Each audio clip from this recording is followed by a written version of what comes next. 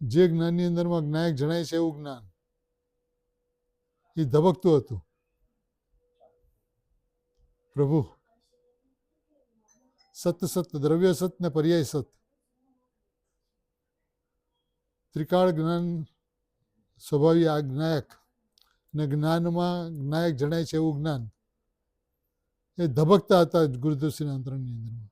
જ્યારે પરિવર્તન નહોતું ત્યારે પણ અંદરથી એમને એ મહાવીર ભગવાન જે કહી ગયા હતા, સિમંદર ભગવાન જે કહી રહ્યા છે એના ધબકારા ધબકતા હતા. એવા ધબકતા હતા કે જે એને અંદરથી જ માર્ગ ખોલી આપતા હતા. એટલે જ સમયસર હાથમાં આવતા 2.5 મહિનાની અંદરમાં 11મી ગાથા પહોંચતા સુધી આત્માની અનુભૂતિને પ્રાપ્ત કરી. એ પુરુષ એ શું કર્યું આપણા માટે કે સમયસર એમના હાથમાં આવ્યું પ્રાકૃત ભાષામાં, કુનકુન આચાર્યદેવની મૂળ ભાષામાં જે લખેલું એ અમૃતચંદ્ર આચાર્યદેવની પાસે 1000 વર્ષ પછી આવ્યું. એ પ્રાકૃત ભાષામાંથી સંસ્કૃત ભાષા ચાલુ થઈ ગઈ હતી. એમણે સંસ્કૃતમાં ટીકા કરી. એના 200 વર્ષ પછી જયશ્રીનાચાર્ય આવ્યા, એમણે સંસ્કૃતમાં ટીકા કરી, પણ ચાલતી સંસ્કૃતમાં ટીકા કરી. ત્યાર પછી રાજમલજી પાંડે, જયચંદજી છાબડા અદ્ભુત વસ્તુ વ્યવસ્થાને સ્પષ્ટ કરી. આ બધાના હૃદયને ખોલનારું કોઈ નહોતું. સમયસર હતું, ઉપલબ્ધ હતું, પણ મુનિઓનું વાંચવાનું શાસ્ત્ર કેવું હતું. ને આ પુરુષે અંતરંગની અંદરમાં 100 વખતથી વધારે શાસ્ત્રનો સ્વાધ્યાય કર્યો. એટલું જ નહીં, પણ 19 વખત જાહેરમાં સ્વાધ્યાય કર્યો. અને સમયસારની શું કિંમત સમજાણી હશે? જે સમયસારની અંદરમાં એક શુદ્ધાત્માને બતાવ્યો છે. અનાદિકાળથી ભવ્ય જીવનની ભૂલો જે થતી હતી એ ભૂલ એ હતી કે શુદ્ધાત્મા ઉપર એની દ્રષ્ટિ નહોતી જતી. શુદ્ધાત્માને પ્રાપ્ત કરવો હતો, આત્માનો અનુભવ કરવો હતો, સંસારનો અભાવ કરવો હતો, સંવરને પ્રગટ કરવો હતો. આ બધી પર્યાય દ્રષ્ટિ હતી, સમજાણું નહોતું. આ પુરુષે તુફાન લાવ્યા. કેવું તુફાન કે આખી પરિસ્થિતિને પલટી નાખે એવું તુફાન. સત્યનો જય જયકાર થાય એવું તુફાન. પોતાના સ્થાનો પર સ્થિત પ્રજ્ઞ થઈને,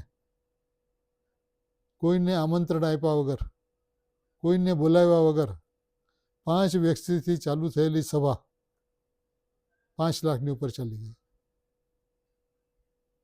એ આ પુરુષની અંતરંગ શક્તિનું જે સામર્થ્ય હતું એટલું અદ્ભુત હતું કે સિમંદર ભગવાનના સિદ્ધાંતો આપોઆપ ખુલતા ગયા.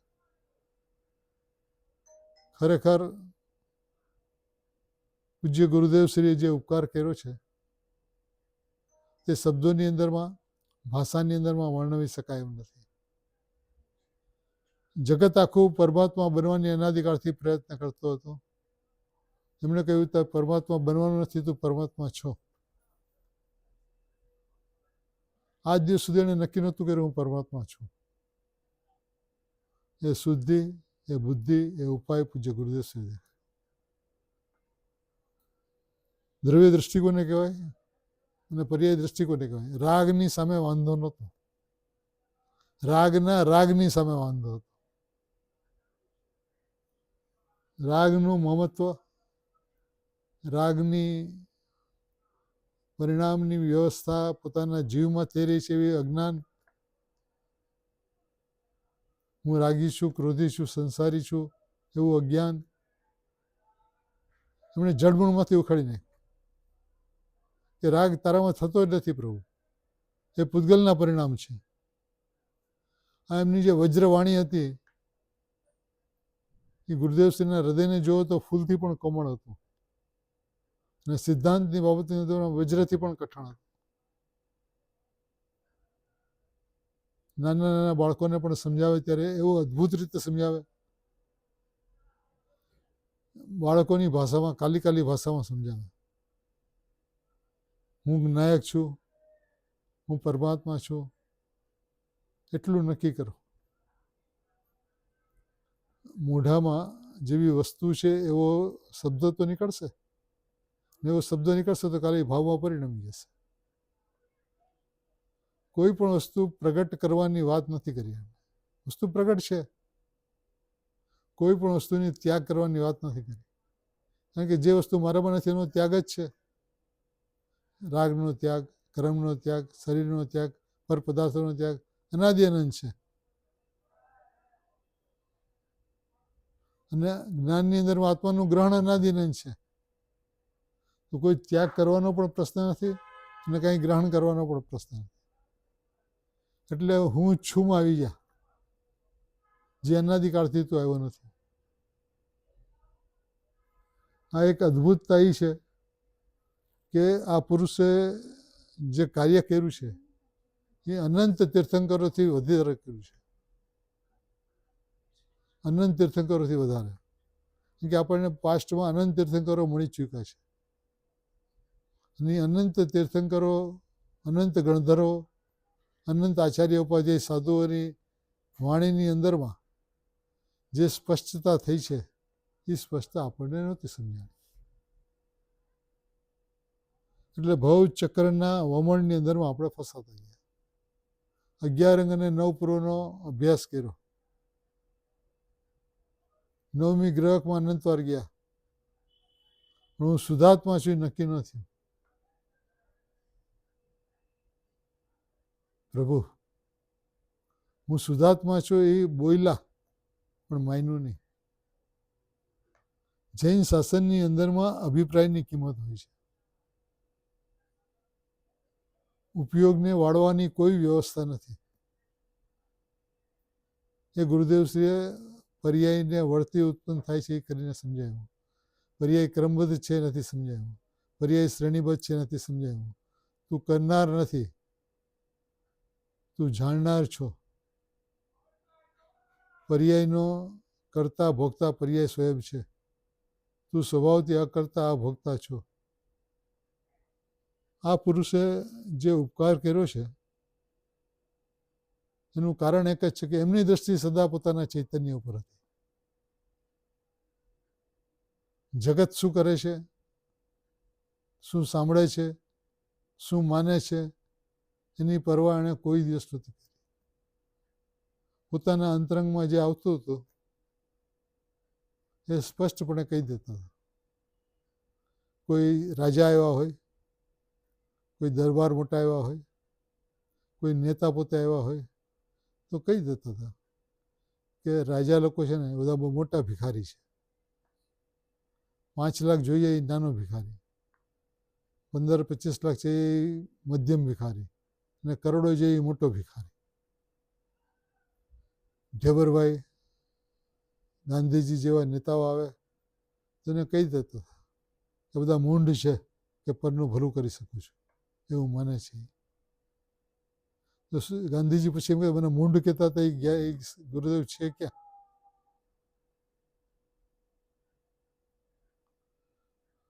પ્રભુ ગુરુદેવના સપનાની કોઈ વાત જ નથી. ગુરુદેવના જ્ઞાનની વાત છે. પણ એમણે એ વસ્તુ આગળ ન કરી. આગળ ન કરી એનું કારણ શું હતું કે લોકો અત્યારે અધ્યાત્મને કારણે ગુરુદેવ પાસે આવતા હતા. હવે અધ્યાત્મને કારણે ન આવીને આગળ પાછળનું જાણવા માટે આવતા થઈ જાય તો જૈન ધર્મની મહત્તા શું રહેશે? માટે એમણે એ વાત જ ન કરી. એટલી જ વાત કરી જે પૂજ્ય બેનશ્રીના જાતે સ્મરણમાં આવી હતી. બાકી સેંકડો વખત ગુરુદેવની સમીપ રહેતા એ સાંભળ્યું છે કે આ જીવનો આટલામાં ભવ મોક્ષ થશે, આ જીવનો આટલામાં ભવ મોક્ષ થશે. એક સભાની અંદરમાં બેઠા હતા, 650-700 જણા સભાની અંદરમાં હતા. ગુરુદેવ શ્રી સ્વાધ્યાય પછી આમાંથી 548 જણનો મોક્ષ છે. તો 548 ને આંકડો આવ્યો ક્યાંથી? ક્યાં જ્ઞાનમાંથી આવ્યો? કેવળ જ્ઞાન તો હતું નહીં. પ્રભુ એ કેવળ જ્ઞાન હતું. શ્રુત જ્ઞાનની તાકાત છે કેવળ જ્ઞાનને બોલાવે. કોઈ જ્ઞાનીઓને કોઈ વખત શ્રુત જ્ઞાનની અંદરમાં ભડકો થાય છે અને ભડકો કેવળ જ્ઞાન વત હોય છે. જેમાં શું થવાનું છે એ આવી જાય છે, પણ સમ્યક દ્રષ્ટિને. અજ્ઞાનીને પણ આવી જાય, ભાસી જાય કોઈ વસ્તુ એવી જ્ઞાનમાં આગળ પાછળ રહી ગઈ હોય. તો આ પુરુષની જે અદ્ભુતતા જે હતી એનું કારણ એ હતું કે પોતે પોતાની મસ્તીમાં મસ્ત હતા.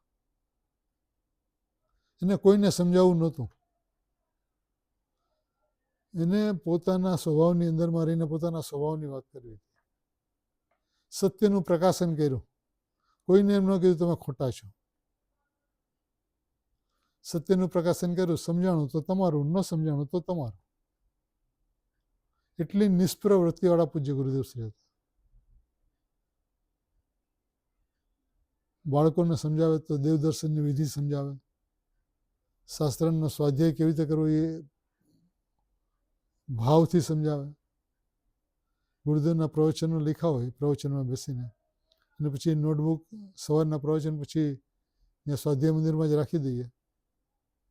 તો ગુરુદેવ આટા મારતા હોય તો નોટબુક ચેક કરે શું લખ્યું છે, આ છોકરા શું પકડ્યું છે, એવું અવલોકન કરતા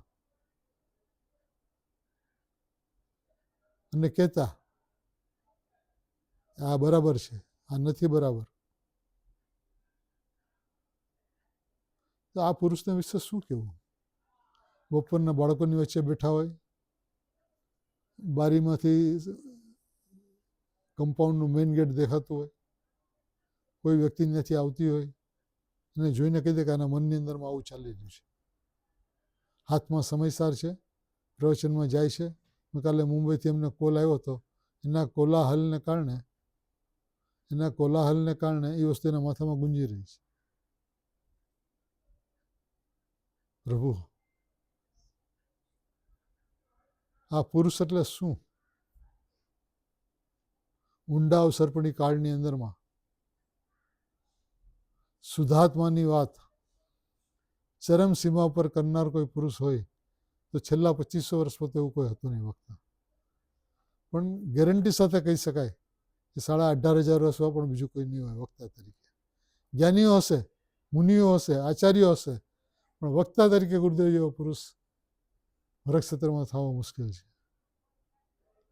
એમનો જેટલો ઉપકાર માનવામાં આવે એ ઉપકારની વિધિ છે.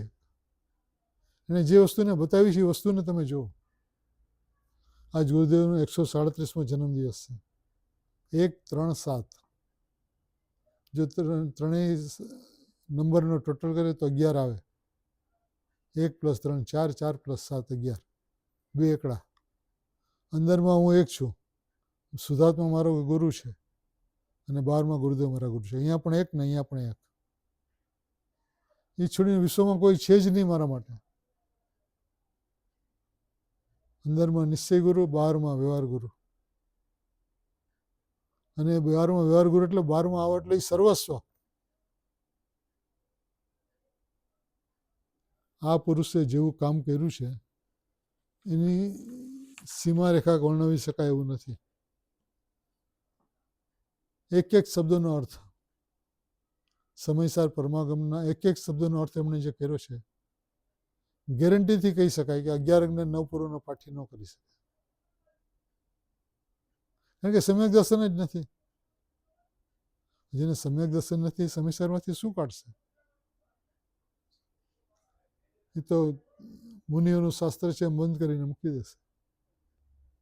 જે અપ્રતિબુદ્ધને પ્રતિબુદ્ધ થવાનું શાસ્ત્ર છે, જેની અંદરમાં એકત્વ વિભક્ત આત્માની વાત કરી છે, અનંત ગુણોથી એકત્વ અને અનંત પર્યાયથી વિભક્ત, જેમાં કામ ભોગ બંધનની કથાનો અર્થ એવો થાય છે કે સમ્યક દર્શન પ્રાપ્ત કરવું છે એ કામ છે અને આત્માનું વેદન કરવું છે એ ભોગ છે. એ બધી બંધનની કથા છે. મારે સમ્યક દર્શન કરવું છે એ બંધનની કથા છે. મારે મોક્ષમાં જવું છે એ બંધનની કથા છે. કારણ કે આ બધા પરિણામોની અંદરમાં ત્રિકાળી મોક્ષ સ્વરૂપ પરમાત્માનો બહિષ્કાર થાય છે, વિરોધ થાય છે, દ્વેષ આવે છે. પર્યાયની પ્રીતિ અને શુદ્ધાત્માનો દ્વેષ. સમયસારની પેલી ગાથાઓમાં ક્યાંય નય વિશેનો કોઈ પાઠ નથી. નહીંના પક્ષમાં ચડેલો અહીંયા નદી કિનારે નૌકામાં બેસે ને સામે નદી કિનારે સુધી જાય, વ્યવહાર નહીંથી નિશ્ચય નહીંમાં આવે, પણ એ નાવમાંથી નીચે ઉતરે નહીં સામે કિનારે, તો શું થાય? એ નયોની અંદરમાં ડૂબી જાય. નિશ્ચય નહીંને પણ પાર કરવાનો છે, ઓળંગવાનો છે, છોડવાનો છે, એનો પક્ષ છોડવાનો છે, સ્વભાવના પક્ષે આવવાનું છે. અનાદિકાળથી આપણે સ્વભાવના પક્ષે નથી આવ્યા. એટલે સૌથી પહેલા હું પરમાત્મા છું, એ પરમાત્માપણાનો સ્વીકાર જોઈએ, જેને અનાદિકાળથી નથી આવ્યો. કારણ કે અનુભૂતિની વ્યવસ્થા એ છે કે જ્યારે જ્ઞાન સ્વભાવ તરફ ઝૂકે છે, શ્રદ્ધા હું જ્ઞાયક છું એવું અહમ કરે છે, જ્ઞાની અહમ કરે છે, શ્રદ્ધા એ અહમ કરે છે.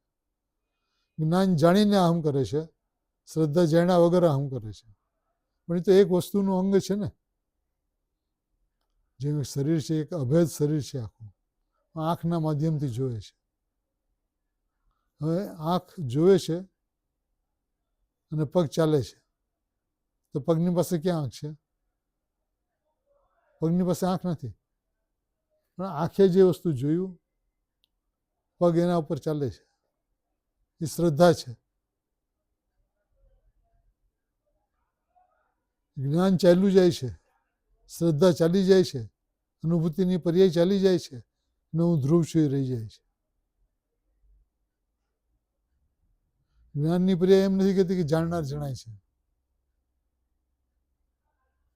કારણ કે એની અંદરમાં અનુભૂતિ નથી થતી. આત્મા આત્માને જાણે છે, એમાં અનુભૂતિ નથી થતી. ભેદ પડે છે ને, કયો આત્મા ક્યાં આત્માને જાણે છે. આ પુરુષે એ બધું સ્પષ્ટ કર્યું કે આત્મામાં જ્ઞાન નથી, દર્શન નથી, ચારિત્ર નથી, એટલે એવા ભેદો નથી. અભેદ એક જ્ઞાયક ભાવ છે. અનુભૂતિના સમયે અનુભૂતિ ન દેખાય, જ્ઞાનમાં અનુભવાય છે એવો જ્ઞાયક ન દેખાય. હું જ્ઞાયક છું એવું દેખાય, ચિન્માત્ર છું એવું દેખાય. પ્રભુ એક વખત પણ આપણે આ રીતે વસ્તુને નથી જોઈ. શું કામ નથી જોઈ? કારણ કે પર્યાયનો પક્ષ જ નથી છૂટ્યો. જીવ તત્વ એને કહેવાય જેમાં પ્રમોતા પ્રમોતનો અભાવ હોય. એ વાત પૂજ્ય ગુરુદેવશ્રીએ સમજાવી. ગુરુદેવશ્રીની કરુણા તો જુઓ. એકને એક વાત હજારો વખત કીધી. પ્રભુ સ્વતંત્રતાનો જે ઢંઢોરો એમણે પીટો, સત્યની વ્યવસ્થા જે એમણે બતાવી, ક્રમબદ્ધની વ્યવસ્થા જે બતાવી, એ આ યુગની વિશે અલૌકિક હતી. દિગંબર ધર્મના સિદ્ધાંત શાસ્ત્રીઓ, ન્યાય શાસ્ત્રીઓ, વિદ્વાનો, ત્યાગીઓ, મુનિઓ સમયસારનો અર્થ નહોતો કરી શકતા. અને એના માટે ગુરુદેવની ક્ષમતા એવી હતી કે વિદ્વત પરિષદ સોનગઢમાં બોલાવણી. દિગંબર સમાજના બધા વિદ્વાનો આવ્યા અને વિદ્વત પરિષદની અંદરમાં એક એક નિર્ણયો થયા, જેમાં મોટા મોટા વિદ્વાનોએ કીધું પ્રભુ આપે જે આજ દિવસ સુધી જે સમજાવ્યું છે તો અમે કોઈની આગળ સાંભળ્યું જ નથી. વિદ્વાનોને એ વસ્તુની ખબર નહોતી જે વાત ગુરુદેવશ્રીએ કરી. ત્યાગીઓની વાતની ખબર નહોતી. એટલે મુનિઓ ગુરુદેવને સાંભળવા આવતા હતા. શું કામ આવતા હતા? એમની વાત અધ્યાત્મથી તરબોર હતી. તું પોતાને તીર્થંકર જો એમ કહેતા હતા, તું ભગવાન છું એમ જો એમ કહેતા હતા.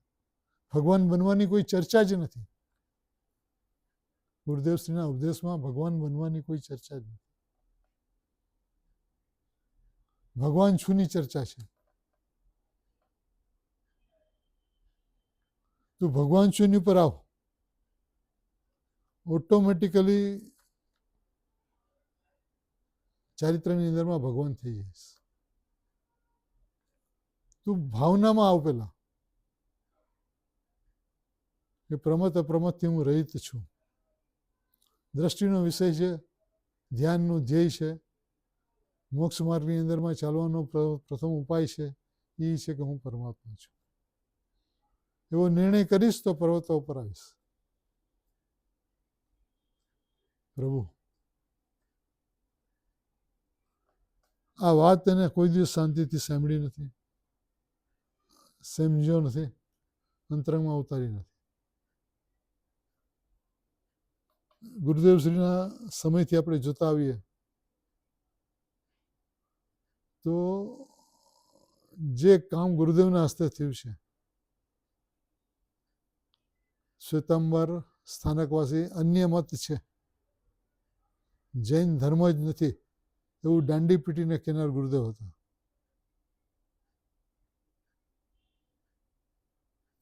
જ્યાં વસ્તુની વ્યવસ્થાની જ ખબર ન હોય, દ્રવ્યગુણ પર્યાય કોને કહેવાય એની જ ખબર ન હોય, ત્યાં જૈન શાસન ઊભું રહે કેવી રીતે? એમણે સમયસારમાંથી શુદ્ધાત્મા બતાવ્યો. શુદ્ધાત્માને હથેળીમાં બતાવ્યો. એટલું જ નહીં પણ અનંત સિદ્ધોને આપણામાં ઉતાર્યા. સિદ્ધ લોકમાંથી સિદ્ધ શિલા ઉપરથી નીચે ઉતાર્યા, આપણા જ્ઞાનમાં બિરાજમાન કર્યા ને કે તું સિદ્ધ થવાનું છે, નક્કી છે, નિસંદેહ થા. ને સિદ્ધની અહીંયા સ્થાપના થઈ એટલે સિદ્ધોને તે બોલાવ્યા એવી તારી તાકાત કે તું સિદ્ધોથી અધિક છો માટે સિદ્ધો તારા આમંત્રણને લઈ આવ્યા. હવે આમંત્રણ લઈને આવ્યા અને હું સિદ્ધ છું એવું તે નક્કી કરી લીધું. સિદ્ધ શિલામાં સાથે જાઓ, પોતાના દેશમાં, પોતાના ગામમાં જાઓ. એ સિદ્ધ શિલા આપણો દેશ છે. આપણે બધા પરદેશમાં રહીએ છીએ. સ્વદેશમાં ચાલો. પ્રભુ સર્વથાથી શરૂ કર. સર્વથાથી શરૂ કરીશ તો કથનચિતનું જ્ઞાન થશે. કથનચિતથી શરૂઆત કરીશ તો સર્વ થવા નહીં આવી શકે. પર્યાય દ્રવ્યથી સર્વતા ભિન્ન છે. સર્વતા ભિન્ન માનીશ તો કથનચિત ભિન્ન અભિન્નનું જ્ઞાન થશે. શ્રદ્ધામાં સર્વથાના, જ્ઞાનમાં કથનચિત. જ્ઞાનમાં પ્રમાણ અને શ્રદ્ધામાં એકાંત. આ વસ્તુની વ્યવસ્થા છે પ્રભુ. એકાંતમાં આવ્યા વિના અનેકાંતનો જન્મ થતો નથી. સમ્યક એકાંત પૂર્વક જ સમ્યક અનેકાંતનો જન્મ થાય છે. પ્રભુ એકવાર તો વિચાર કર નાથ.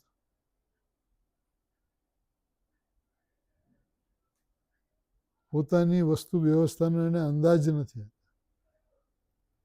એક સ્વરૂપનું લક્ષ, બીજી કોઈ ચર્ચા જ નથી. ત્રિકાળી જ્ઞાયક ભાવનું લક્ષ કરે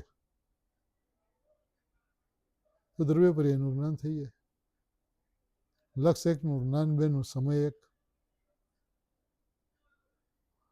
ભાઈ તને જ્ઞાન દર્શન દેખાશે જ નહીં અનુભૂતિમાં. અનુભૂતિમાં અનુભૂતિની પર્યાય નહીં દેખાય. ભલે અનુભવ પર્યાયનો જ થશે, દ્રવ્યનો નહીં થાય. પર્યાયના અનુભવમાં હું દ્રવ્ય છું એવો અનુભવ થશે. પર્યાય પોતાના સામર્થ્યથી ત્રિકાળી દ્રવ્યને ઉતારે છે પોતામાં.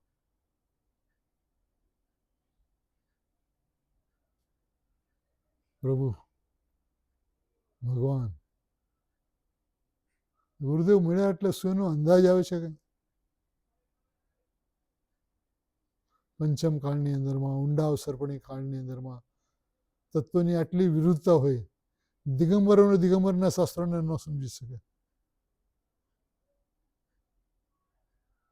આ પુરુષ સિમંદર ભગવાન પાસેથી આવ્યો હતો. ભલે 45 વર્ષ સ્થાનકવાસી સંપ્રદાયમાં રહ્યો, તો અંતરંગમાં ભૂલે સ્વીકારે કે એવી એક ભૂલ કરી હતી, જે ભૂલને કારણે અમે 45 વર્ષ જોઈ લીધું કે શું ફાયદો. કે જ્યારે કુંકુનાચાર્ય દેવ મહાવિદ્યમાં આવ્યા હતા, શંભુ શ્રુત કેવડી પાસે બેઠા હતા, તત્વની ચર્ચાઓ થતી હતી, ત્યારે એમણે એમ કહ્યું કે અત્યારે ભરતક્ષેત્રની અંદરમાં કપડા સહિત વસ્ત્ર સહિતનું મુનિપણું માને છે અને મનાવે છે. ત્યારે ગુરુદેવશ્રીને એક વિકલ્પ આવી ગયો, તેમાં શું વાંધો? પછી ન્યાયને બેઠા બેઠા તરત બીજો વિકલ્પ, ના ના મુનિપણું તો નગ્ન દિગંબર જ હોય. તો કપડા સહિતનું મુનિપણું હોય તો શું વાંધો, એવા એક વિકલ્પના પ્રમાણ 45 વર્ષ જઈને જોઈ લીધું કે શું વાંધો. બાકી બધા સિદ્ધાંતો તો અંદરમાં લઈને આવ્યા હતા, એટલે ઉલટી એક પણ વાત પોસાતી નહોતી, અંદરથી સીધો જવાબ આવતો હતો. ચાહે ક્રમબદ્ધની વાત હોય, ચાહે પુરુષાર્થની વાત હોય, ચાહે વાસણ કપડાની વાત હોય, બધો જવાબ અંદરથી આવતો હતો. નિશ્ચય વ્યવહારની ચર્ચા જ નહોતી. જગત આખું એમ સમજતું હતું કે આ સોનગઢની અંદરમાં બધા નિશ્ચયની જ વાતો કરે છે. જ્યારે આવીને જોતા એનો વ્યવહાર કેવો શુદ્ધ છે. સવારે ઉઠીને પેલા ભગવાનના દર્શન, ભગવાનના દર્શન પછી થોડી વારમાં જ રેડી થઈ જીનવાણીના દર્શન, પછી પ્રવચન પેલા 1 કલાક પરમાગમ મંદિરમાં જઈને બેસીને સ્વાધ્યાય, પછી ગુરુદેવશ્રીનું પ્રવચન, પછી વિદ્વાનો સાથે સ્વાધ્યાય મંદિરમાં ટહેલવાનું, પછી આહાર લઈ 45 મિનિટ આરામ કરી 3 કલાકનો સ્વાધ્યાય. હવે પુરુષને સ્વાધ્યાયની શું જરૂરત હતી?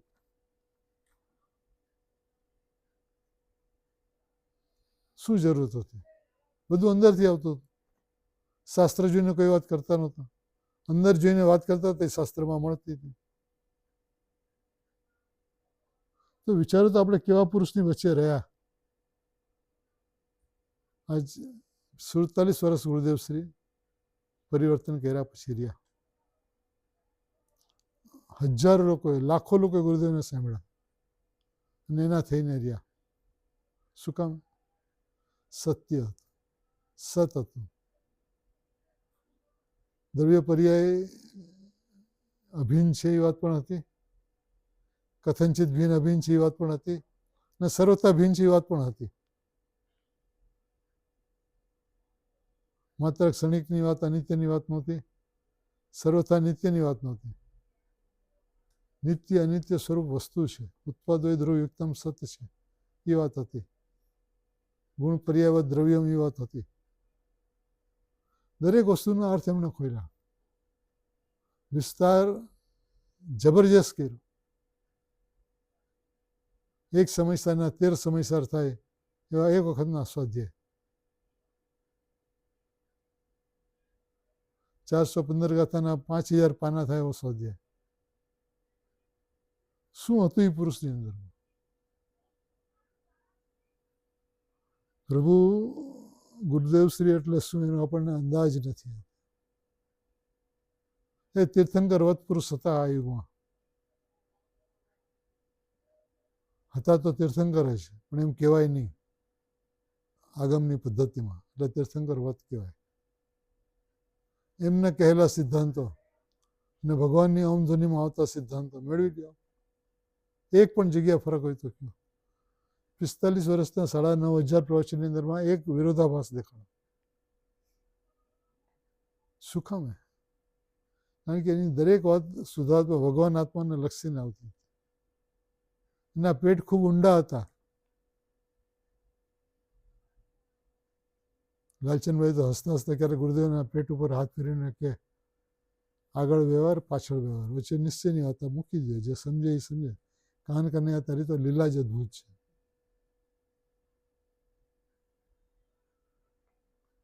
ગુરુદેવશ્રીની શક્તિનો અંદાજ જગતને આજે પણ નથી. કેટલીક વાતો એવી છે કે આજે કહીએ તો કોલાહલ મચી જાય, ખળભળાટ થઈ જાય. આ પુરુષ એટલે સિમંદર ભગવાનને મોકલેલા મહાપુરુષ. ભગવાનની વાણીમાં આવ્યું ને કે આ રાજકુમાર ભરતક્ષેત્રમાં જઈ કુંકુનાચાર્યનો માર્ગ ધોરીમાર્ગ ચલાવશે. એ સિમંદર ભગવાનના જ્ઞાનમાં આવ્યું એટલે એણે મોકલા કહેવાય. શું કર્યું ગુરુદેવે? પાપ અને પુણ્ય બંને ચંડાલના પુત્ર છે એવું કીધું. એક ખરાબ છે ને એક સારું છે એ વાર્તા જ નથી. બંને ચંડાલના પુત્રો છે, એક પણ બ્રાહ્મણના પુત્ર નથી. આ કહેવાની તાકાત કોની? સત્યનું પ્રકાશન એમણે જે રીતે કર્યું, નિર્ભીક થઈને, નિર્ભય થઈને, નિશંકપણે, એક શુદ્ધાત્માને જોઈને, પોતાના સ્વભાવને જોવે અને વાત કરે છે, એને કોની પરવા? કે કયો બધા હું તીર્થંકર છું, ભગવાન છું, પરમાત્મા છું, વિનાયક છું, ચિન્માત્ર છું. ભેદો ઉપરથી દ્રષ્ટિ હટાવી દે પ્રભુ. ભેદોને જોવો નહીં નાથ. સમ્યક દર્શન અને ભગવાન આત્મા એ ભેદ અશુદ્ધ નહીંનો વિષય છે. દર્શન જ્ઞાન ચારિત્ર વ્યવહાર નહીંનો વિષય છે. અનુભવી વ્યવહાર નહીંનો વિષય છે. પ્રમાણ જ્ઞાન વ્યવહારમાં સમાય છે. તું એક નિશ્ચયના પંથે ચાલ્યો છે, બે ધડક, રોકટોક વિના.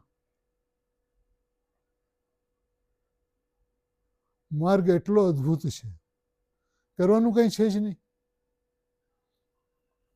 દ્રવ્ય અનાદિ અનંત શુદ્ધ, ગુણો અનાદિ અનંત આત્માથી અભેદ અને શુદ્ધ, એક પણ ગુણ અશુદ્ધ નહીં.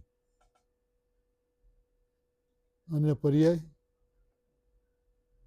પર્યાયની અંદરમાં જ્ઞાયક અનાદિ અનંત જણાય એવી વ્યવસ્થા. એ ઉપરાંત પર્યાય ક્રમમાં શું કરવાનું? નથી દ્રવ્યમાં કંઈ કરવાનું, નથી ગુણમાં કંઈ કરવાનું, નથી પર્યાયમાં કંઈ કરવાનું. એક દ્રવ્ય બીજા દ્રવ્યનું કંઈ કરી શકતો નથી, એટલે બીજાનું તો કંઈ કરવાનો પ્રશ્ન જ નથી. કરવાનું શું? એ પર્યાય શ્રેણીબદ્ધ થાય છે એવું નક્કી કરે એટલે પર્યાય ઉપરથી કરતા બુદ્ધિ જાય. કરતા બુદ્ધિ જાય તો ભોગતા બુદ્ધિ આપવા હોય છે. કરવાનું કંઈ રહે જ નહીં તો ભોગવવાનો કંઈ પ્રશ્ન જ નથી. અને સ્વભાવથી પોતે અકારક, અકર્તા, અભોગતા, અકારણ પરમાત્મા છે. કરવાનું શું છે? અનુભૂતિ કેમ નથી થતી? એનું રહસ્ય શું છે? પુરુષાર્થ કરવો છે. પુરુષાર્થ એટલે શું? જોર કરવું, ઉપયોગને અંદરમાં લઈ જવું. એ પુરુષાર્થ એટલે જેવી વસ્તુ છે એવી વસ્તુનો સ્વીકાર, એવી વસ્તુનો નિર્ણય. એ હું છું એવો નિષ્કર્ષ નીકળવો છે. એ આજ દિવસ સુધી નથી નીકળ્યો. હું પરમાત્મા છું, તમે માની લો કે હું પરમાત્મા છું, તો અનુભૂતિ થાય ને થાય. કારણ કે હું પરમાત્મા છું કેનાર પર્યાય છે. જે પર્યાય કહે છે હું પરમાત્મા છું એ પોતાને પર્યાય માનતી જ નથી.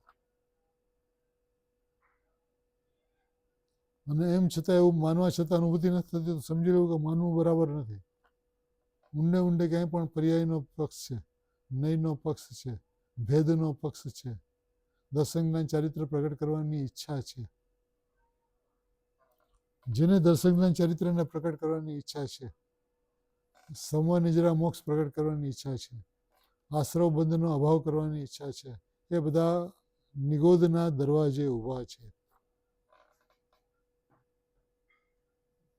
બહુ આકરું લાગશે બહુ, કારણ કે મમત્વ છે મોક્ષ જોઈએ છે. હું મોક્ષ સ્વરૂપી પરમાત્મા છું એનો ખ્યાલ જ નથી આવતો. બોલે છે પણ માનતો નથી. પરિગ્રહ છે મોક્ષનો. પરિગ્રહ એ મિથ્યાત્વ છે. પરિગ્રહ હો તો હું નાયક છું એનો પરિગ્રહ હો છું. હું નાયક છું એનો પરિગ્રહ જ કોઈ દિવસ નથી કર્યો. હું જાણનાર દેખનાર છું એનો પરિગ્રહ જ કોઈ દિવસ નથી કર્યો. પ્રભુ, લક્ષ્ય તો તારે એકલું જ રાખવાનું છે, નાયક એક ભાવનું. બાકી બધું કામ ઓટોમેટિક થશે, ઓટોમેટિક થશે ને થશે. કારણ કે આ યુગની અંદરમાં ગુરુદેવની સાથે સુગાનીજી, બેનશ્રીબેન, લાલચંદભાઈ, યુગલજી, રામજી બાપુજી એવા અનેક રત્નો ગુરુદેવની સાથે સાથે અહીંયા આવ્યા. મહાવિદ્યથી એકલા નથી આવ્યા, હજારોને લઈને આવ્યા છે. કે આ તો તીર્થંકરની મંડળી છે ને. ગુરુદેવના સમોસરણમાં અસંખ્ય જીવો મોક્ષમાં જવાના છે. આવશે ક્યાંથી બધા? એની સાથે સાથે ચાલનારા હજારો જીવ છે.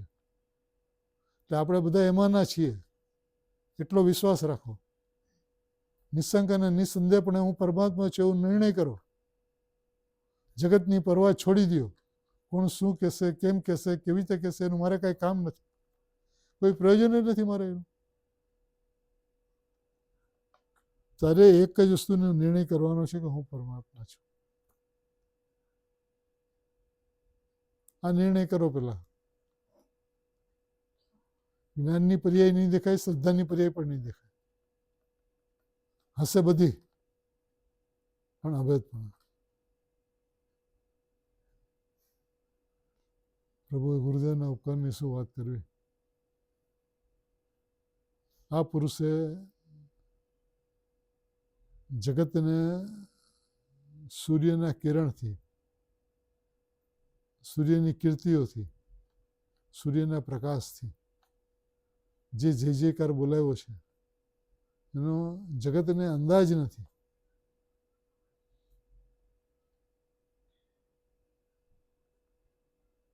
આ વાતમાં કોઈ ફેર નથી કે તારો મોક્ષ નક્કી છે. તું મોક્ષની પાછળ નહીં પડ, મોક્ષ સ્વરૂપીની પાછળ પડ. બંધ કે મોક્ષ મારામાં છે જ નહીં. પુણ્ય પાપના પરિણામ મારામાં થતા જ નથી.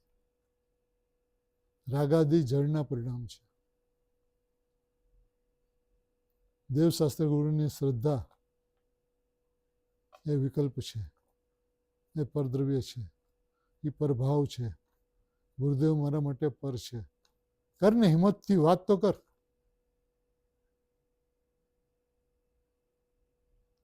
પછી જ ગુરુદેવને એટલો વિનય કરીશ કે પ્રભુ એક સમય માટે હું આપને છોડીશ નહીં.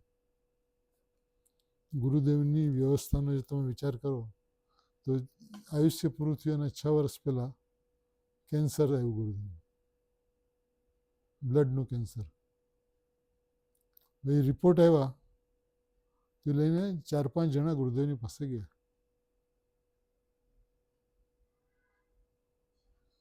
ખીમચંદભાઈ, રામજીભાઈ, ચંદુભાઈ ડૉક્ટર, 4-5 જણા ગુરુદેવની પાસે ગયા મોઢું લટકાવીને. સાહેબ બહુ ખરાબ સમાચાર છે.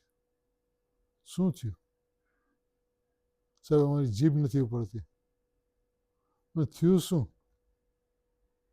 સાહેબ વાત એમ છે ને, વાત એમ છે ને. શું કહીએ સાહેબ આપને? લોકો મોઢામાંથી કંઈ કહી નહોતા શકતા ગુરુદેવના મોઢે. પછી આ સ્થિતિ હિંમત કરીને કહી દીધું કે સાહેબ આપના શરીરમાં કેન્સર આવ્યું છે. ઠીક છે, તો શરીરની પરિણતિ છે. ચાલો, સ્વાધ્યાયનો ટાઈમ થઈ ગયો છે. ઊભા થઈ ગયા.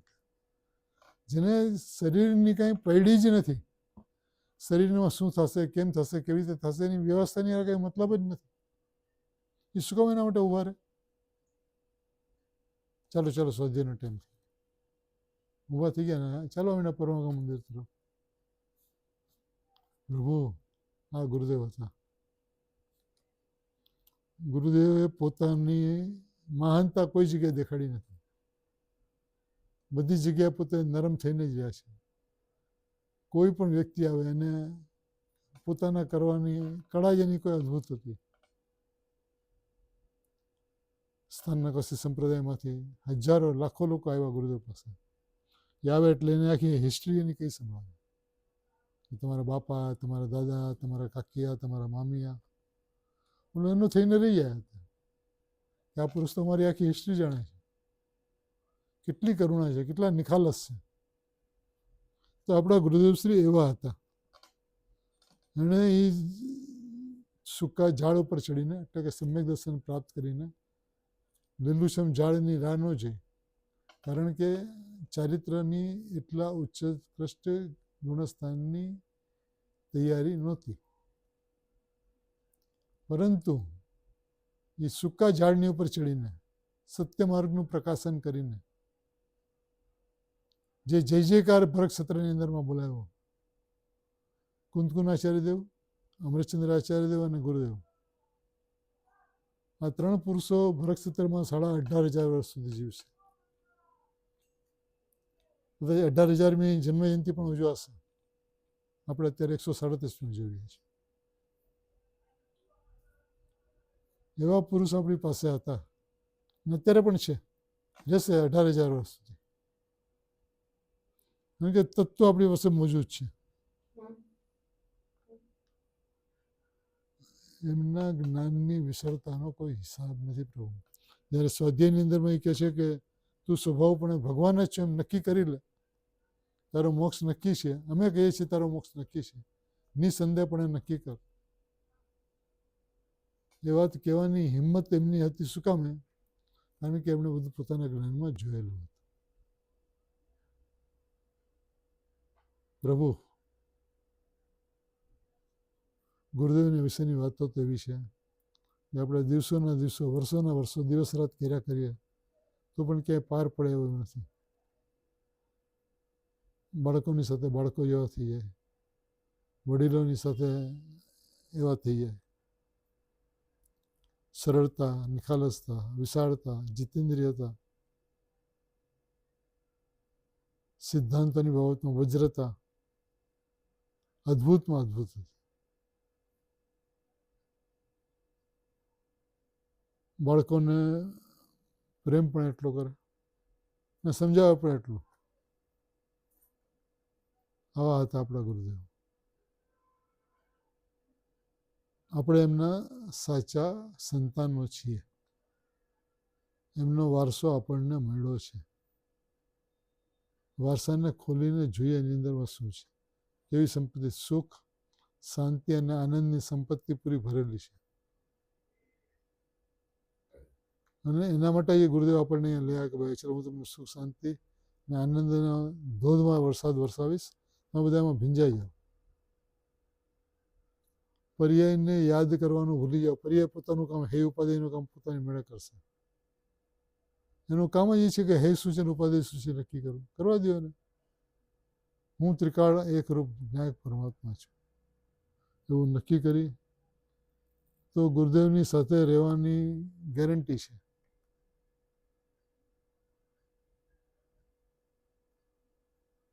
નક્કી આપણે કરવાનું છે, નિર્ણય આપણે કરવાનો છે. ગુરુદેવે પોતાનો આખો વૈભવ ખોલીને આપી દીધો. આવા ગુરુદેવ આપણને મળ્યા. ખરેખર એમ કહી શકાય કે વ્યાકુળતા ભર્યા સંસારના આ તાપથી છોડાવવા મહાવિદ્યથી પધાર્યા, મોક્ષપુરીમાં લઈ જવા. એવા આપણા ગુરુદેવના ચરણ કમલમાં અનંત અનંત વંદન હો, અનંત અનંત વંદન હો, અનંત અનંત વંદન હો. અમ ભવ્ય બાળકો.